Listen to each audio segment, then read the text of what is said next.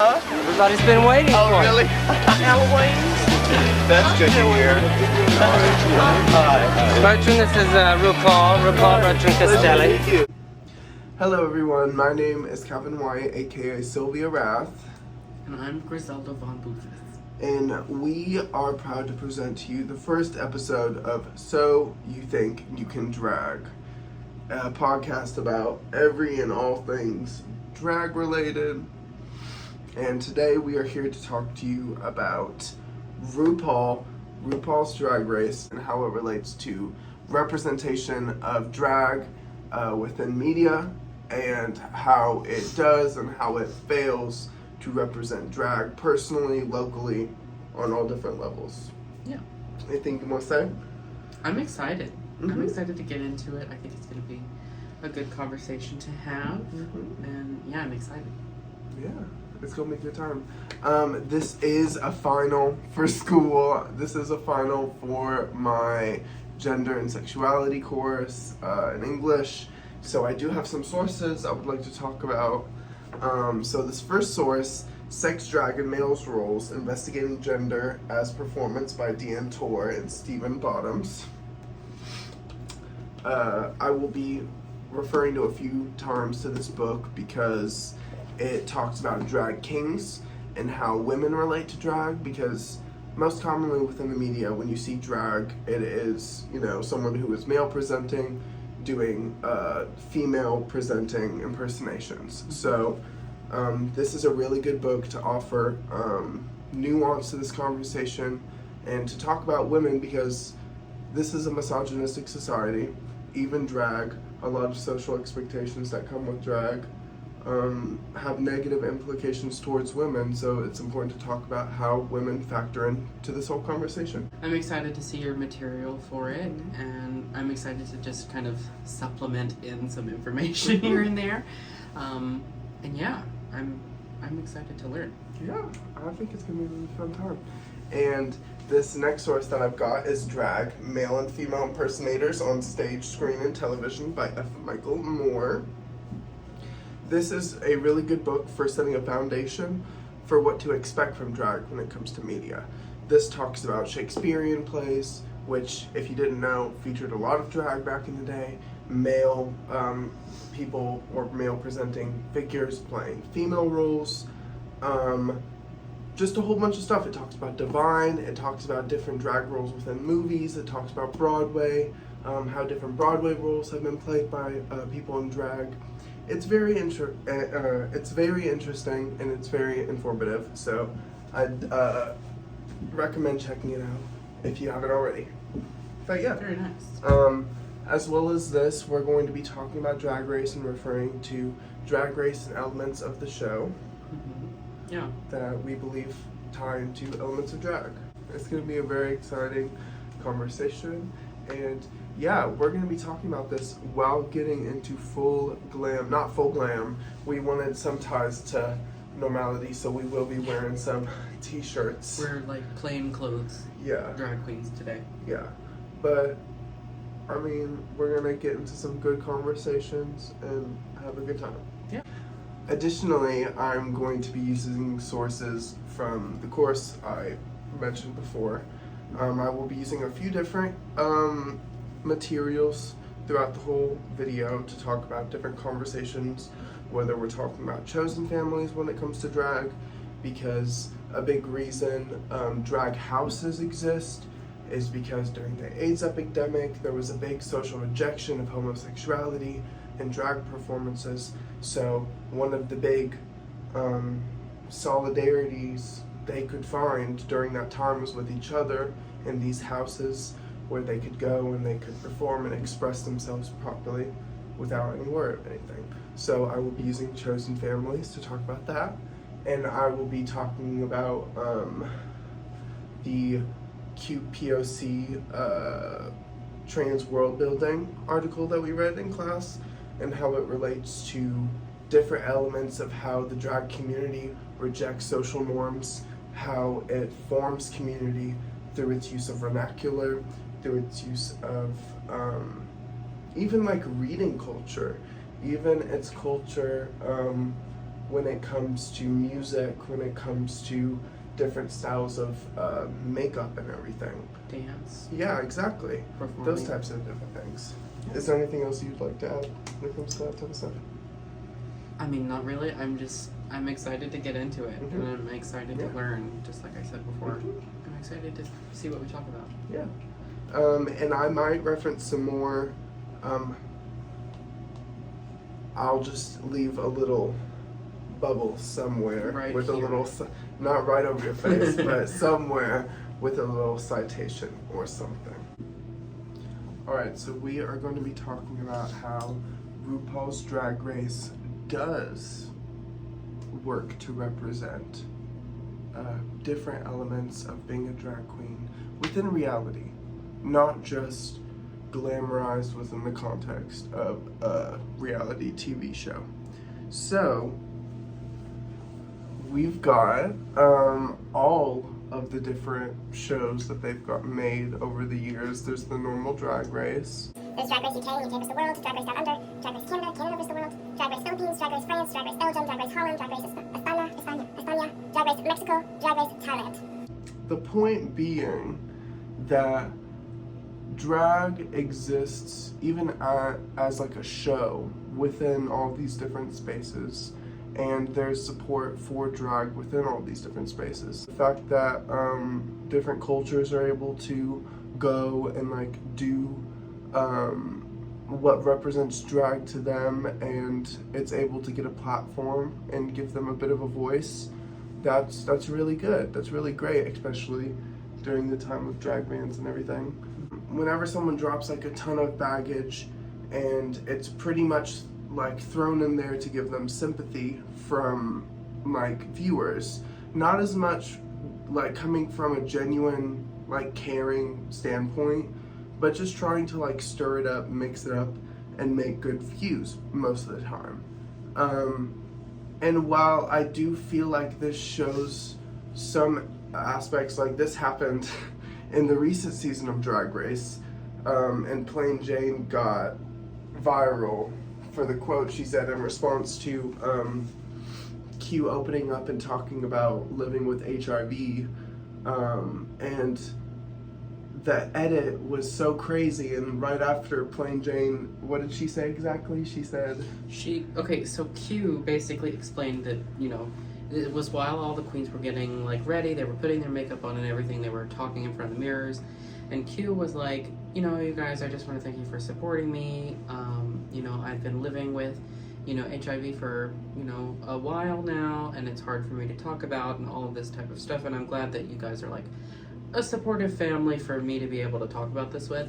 And Plain Jane is sitting like right next to her, and after she's done like, you know, talking about all of her, you know, stuff that's going on with her and everything, and basically like pouring her heart out to her friends and everything, Plain Jane goes, "Mama, kudos for saying that, for spilling."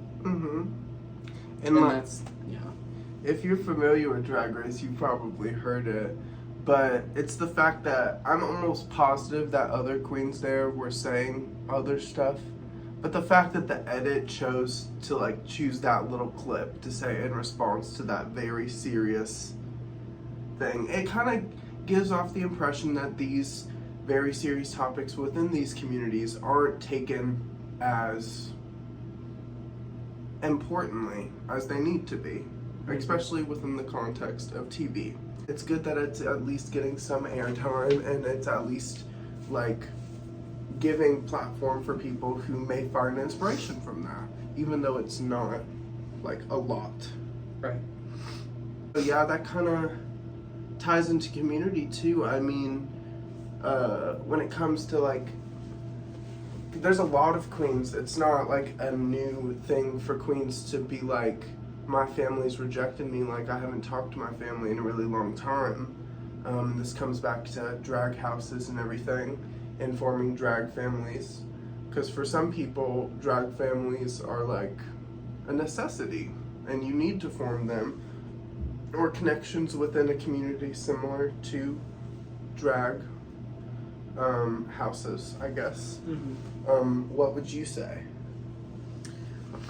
I would say that it's important for people to find a system of support no matter what stage of life that they're in. And it's hard when you don't have people who, like, especially in your family, who can be like an inherent like system of support for you.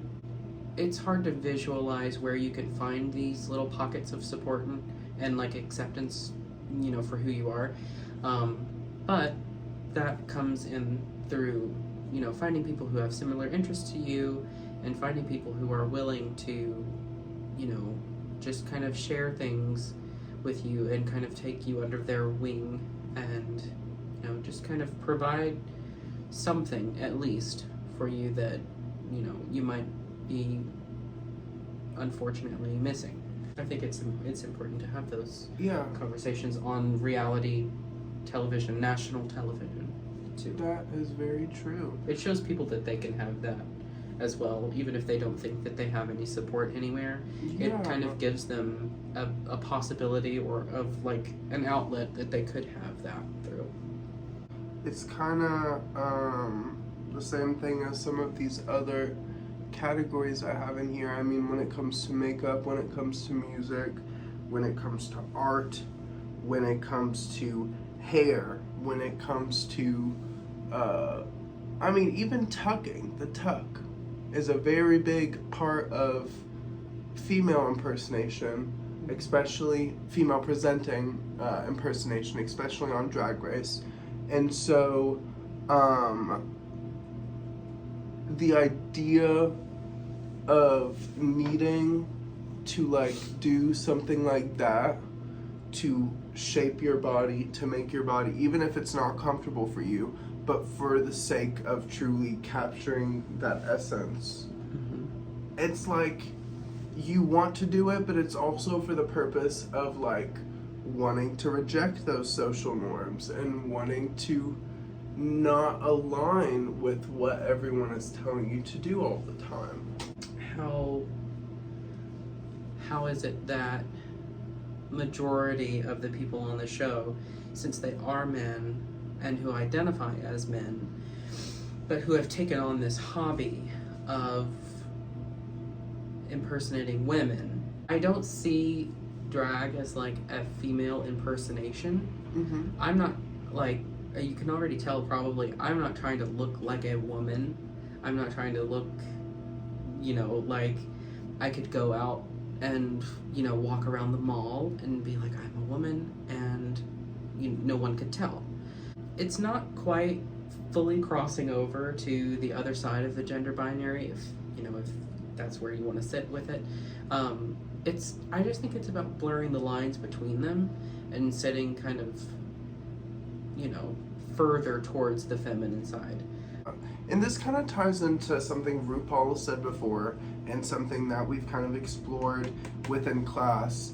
Rupaul said, like, which it's kind of ironic because he says that drag is like, we do drag every day, everyone does drag, and then there's no drag kings on the show. Rupaul talks a lot about how everyone's doing drag every time, every day, and with some of the coursework we've read, it's really, especially within queer trans world building, POC world building, it comes down dramatically to how you view, how you police yourself, or how you choose to go about your gender perception when it comes to everything.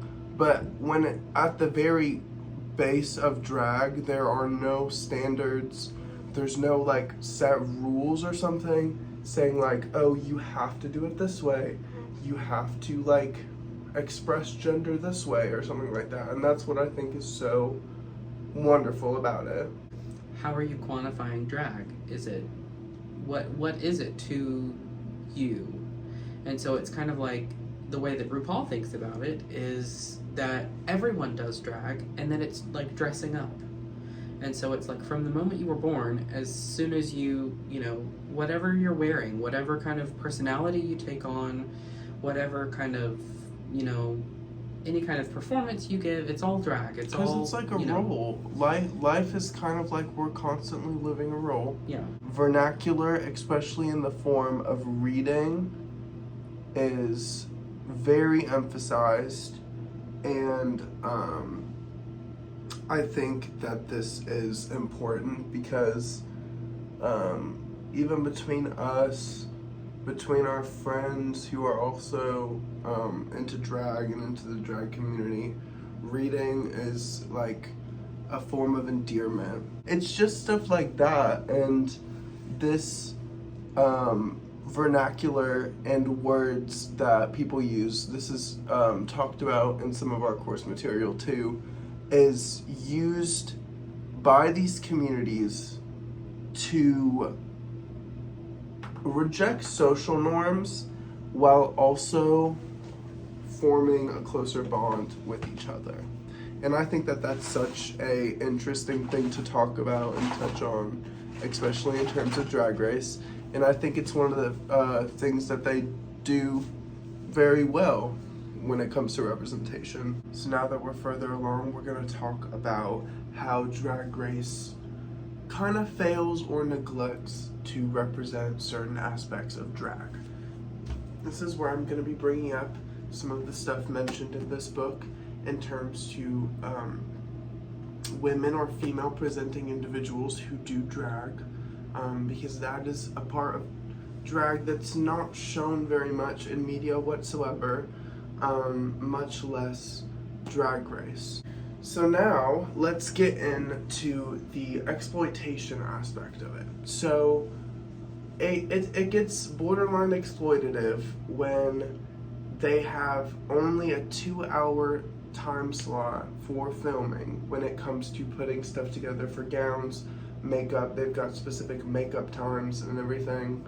But other than what's shown filming, the queens are almost working non-stop every night. They're up late working on gowns, working on looks, working on lip syncs, working on lyrics, choreography, anything. But they don't show that very much. And there have been queens who have left Drag Race before who have talked about it. They are very selective with what they allow people to see with the preparation aspects of getting into drag. There are critiques that are left out. A lot of the times with the edit, people talk about a lot, especially on social media. It seems and feels as if, especially recently with episodes and with critiques and the way the edit works out, there's favoritism with certain queens. The way they are edited and what the judges say about them comes out. Because each queen gets about a 30-minute critique allotment from the judges, but only about 15 to 30 seconds is shown per queen for each critique. It doesn't show the reality about how even the judges truly feel about these queens.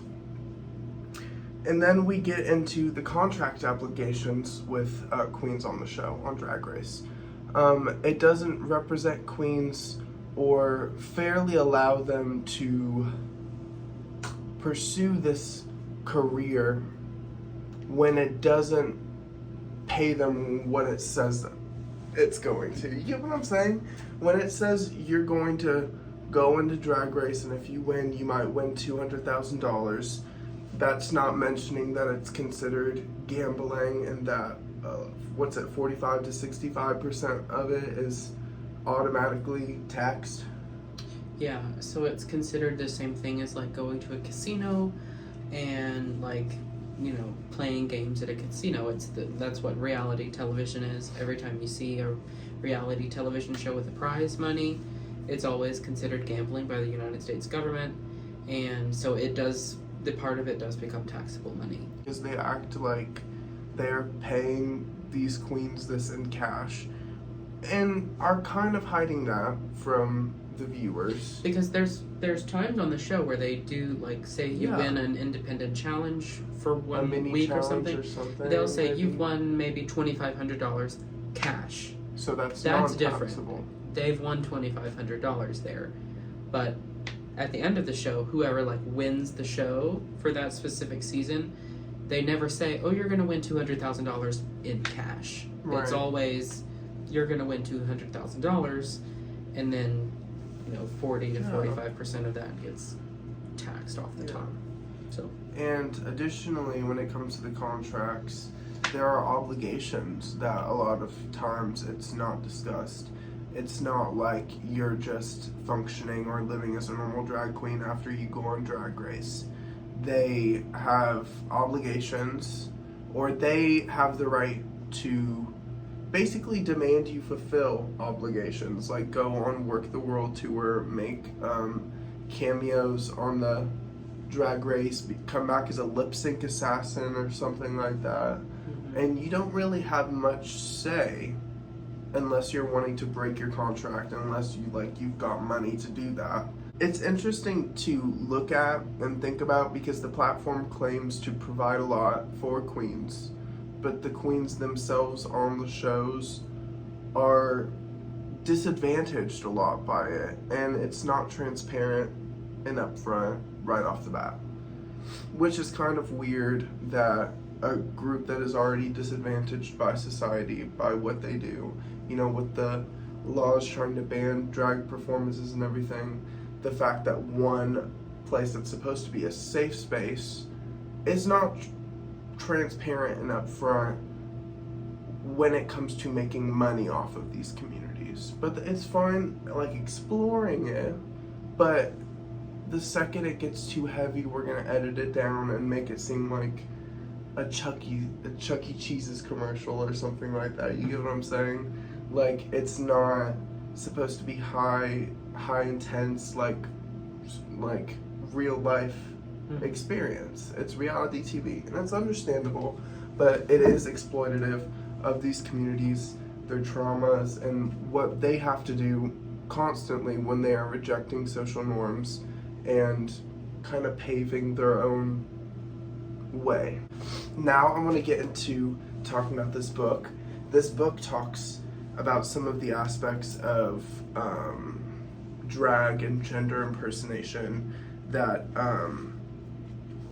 Drag Race doesn't specifically talk about. It talks a lot about especially the cisgender men who are on Drag Race, talking about what it means to be someone who is a man or male presenting, impersonating female, or someone female presenting. And you hear a lot of, you've got to push back your shoulders, walk up higher, you get what I'm saying? You've got to be graceful, you can't carry every step and stuff like that. When it comes to gender impersonations, there are societal norms, just like it is for us functioning in the daily life as male presenting people.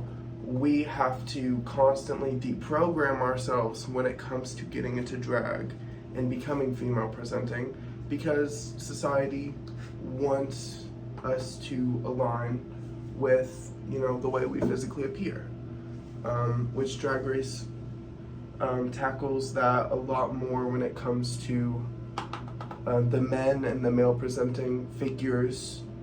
But that's why we have this book, to kind of explore the perspective of women and female presenting individuals. If you have a room full of women sitting in a circle, they're very likely to be sitting up or forward on their chairs, engaging with the group, wanting to show that they are listening. All of that too is socially learned.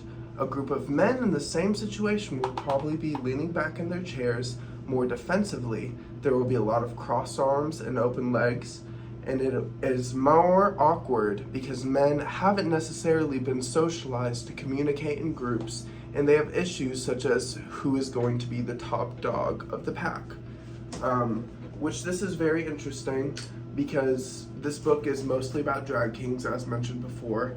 So one of the biggest part of being a woman who is doing, or someone who is female presenting, doing gender impersonation of a man or male presenting drag, it takes a level of confidence that as a man I don't think we have, because when you're a woman within this misogynistic society, almost every aspect of society is like hyper policing you and telling you how to perform and how to express yourself. And so to be able to completely reject that and embody the figure that is like oppressing you in this manner is very powerful, and it's not something that's represented on Drag Race, which I think is a big fail and missed opportunity, because I mean it's very powerful. Part of what Drag Race is missing is just perspective of a bunch of different people who take on the art of cross-dressing. I think it's just like there is a lot of variety of cross-dressing. There just is. You know, it's everywhere, and it's anything you can think of, people are doing. And so it's kind of interesting that, like, yes, they do kind of have, you know, some variety there every season, every year when they come out with a new season of the show. It's, you know, you've got people who are like more womanly, you've got people who are more on the side of like circus clown type, you know, personification of that. You've got people who are like big, like pageant, big hair, rhinestone dress, all of that type of thing. But that's not all of drag either, you know. And you know, it's good that one thing they're starting to branch out, and there are more like there are transgender queens, women who come onto the show who still identify as drag queens even though they're transgender women, and that's still where they keep a separate part of their gender identity, kind of. It's still separate to them. I think it's interesting that their drag to them is just a heightened version of their femininity, the same way that it is for the men. But still, it's not, you know, there's still something missing. There's still parts of drag that, you know, have never crossed. It's different when you're a transgender woman and you are aligning with something like, that's kind of what we were talking about, of the difference between being a drag queen and like your identity being blurred, like, or not even blurred, but people assuming that you don't have like a solid grasp on your sexuality just because you're a drag queen. And it's one thing, in my opinion, to like include transgender people in this competition, but then only represent female presenting gender impersonations. Yeah. Because like there's so much room. I mean, you go back in the day and you look at categories in ballroom culture, there was like whole categories where people would dress up as like a straight dude to see who is like most qualified to go and get the groceries this week, so someone doesn't get who's the most masculine or something. Who like can that. pass for the most masculine person? Yeah. And kind of tying into that, another thing this book mentions as part of like being a woman who's a drag queen or someone who does gender bending performances, they mention as women we learn to smile frequently in order to make ourselves unthreatening so that people can feel comfortable in our company. We've seen this in Drag Race. There have been critiques to drag queens telling them that they need to smile more on the runway, that they need to present themselves as welcoming, as endearing, because that's what society expects from women. Well, contrarily, female presenting individuals who are drag kings, this is something that's explored here, they explored the idea of when you are presenting yourself as male or having male features, you don't worry about people coming into your space. You don't worry about smiling or impressing people. You've got, they said, about 3 feet around you need to imagine. And if people come into that, you need to get them out. Whereas if you are a woman functioning in society, you have to be more lenient to people coming into your circle, being borderline invasive, if not invasive, and you still have to smile. You still have to be like unthreatening. And I think the fact that a lot of these aspects reflect into Drag Race is like not an accurate representation of what it means to do drag, or to like be a queen, or to be even, I don't know. What would you say? RuPaul's Drag Race also does not represent the idea that being a drag queen is like really hard work either. I don't think they do a great job about kind of describing how these people who come onto this television show are hard-working people who go out, you know, maybe like 3 or 4 times a week, and they're like hustling, doing like whole nights of shows and everything, and like they might take home $40 a night, and they've spent $50 on the makeup, the hair, the clothes, and everything that they're wearing to the place. So like a lot of times you're not breaking even, you still owe money even. And so it's hard for these people to find an outlet for them to express themselves in the first place, but also it's hard for them to make a living doing this, especially if that's the only way they can make a living. And I don't think that RuPaul's Drag Race really does the best job of displaying these people who have not had the opportunity to go on national television and to be on a reality TV show for the opportunity to win a lot of money. I don't think that they portray these people in a light that shows how hard it is for them to get somewhere, if that makes sense. Yeah. I think that those people could use a spotlight to at least show that it's not just sitting and waiting to get handpicked from, you know, a videotape that RuPaul chooses of you. It's, you know, you're not just sitting there and like, you know, doing makeup in your bathroom and then taking it all off and then waiting for RuPaul to choose you to come on her TV show. It's a lot of going out, doing, and working, and I don't really think that there's a huge kind of, you know, kind of discussion about how these people work to get where they are once they get on the show. Here we are. I hope that you guys enjoyed this video. We hope it was informative, and we hope that you guys enjoyed hearing a little bit more about Drag Race from the perspective of practicing drag queens. So, we hope that you guys have an amazing day. Stay tuned. Subscribe, hit that bell if you want to see the next podcast episode whenever it comes out. And yeah, what you gotta say? Thank you all for watching. This has been a very fun discussion, and yeah, stay tuned. Alright. Have a good one, you guys. Bye.